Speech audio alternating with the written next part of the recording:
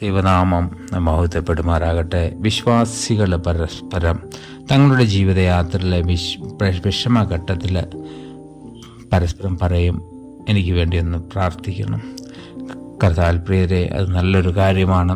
അപ്പോൾ നമ്മൾക്ക് വേണ്ടി പ്രാർത്ഥിക്കുവാൻ നമ്മുടെ കൂട്ടത്തിലും അനേകരുള്ളത് തന്നെയാണ് നമുക്ക് ഏറ്റവും അനുഗ്രഹം.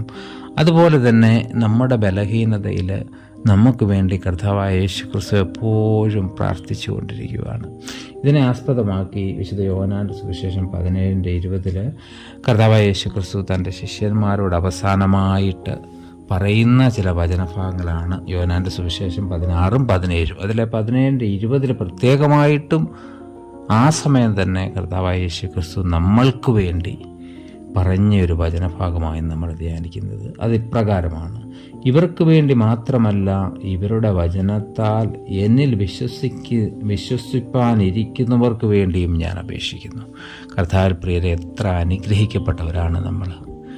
കർത്താവിൻ്റെ, അതായത് ദൈവവചനത്തിലും കർത്താവിലും വിശ്വസിക്കുന്ന, യേശുക്രിസ്തുവിൽ വിശ്വസിക്കുന്നവർക്ക് വേണ്ടി കർത്താവായ യേശുക്രിസ്തു അപേക്ഷിക്കുന്നു, പ്രാർത്ഥിക്കുന്നു.